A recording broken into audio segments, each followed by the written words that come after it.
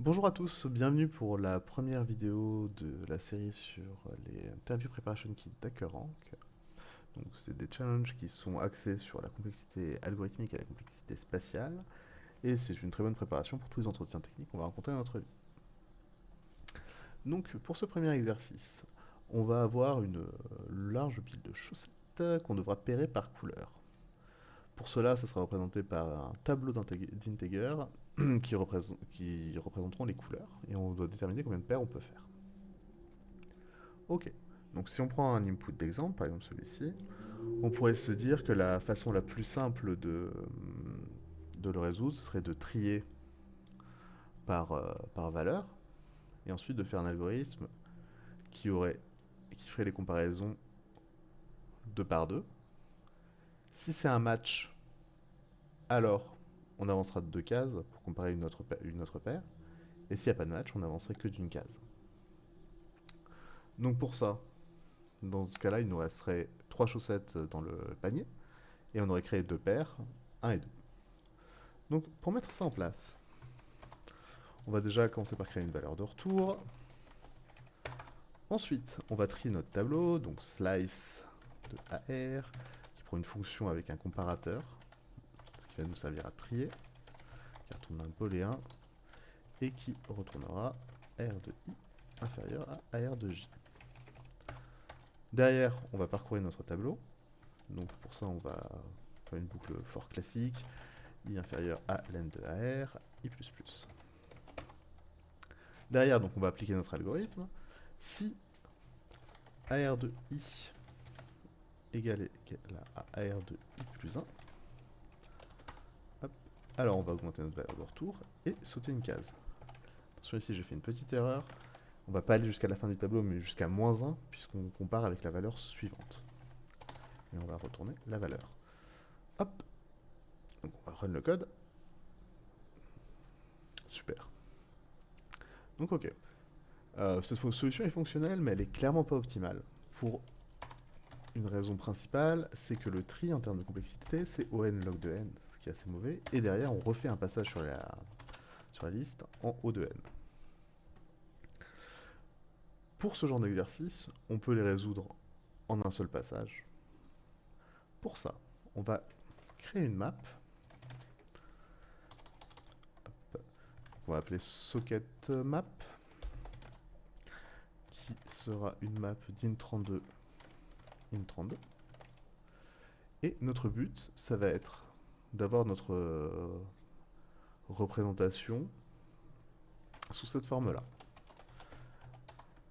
Socket map de 1 qui sera une couleur aléatoire, L3 par exemple, socket de map 2 qui sera 3, socket de map 3 qui vaudra 1. Et derrière, en parcourant cette map, grâce à une simple division par 2, on pourra savoir combien de paires de chaussettes il y a.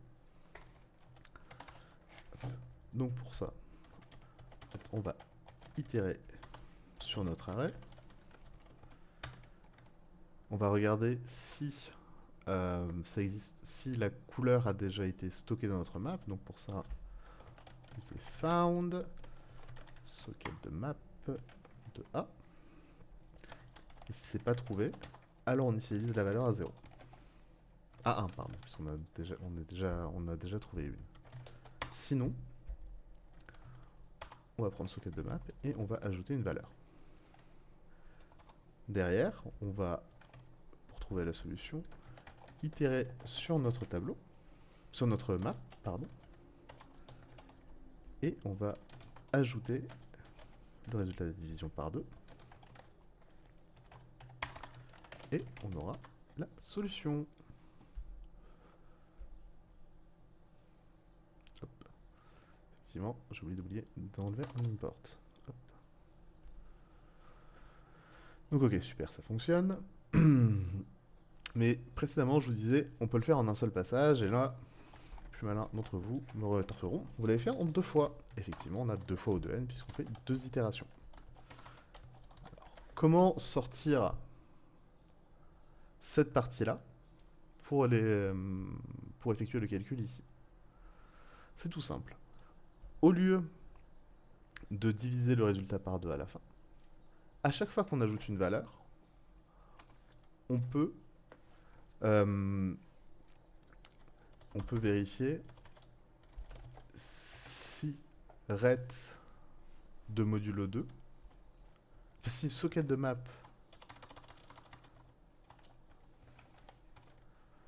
modulo 2 est égal à 0.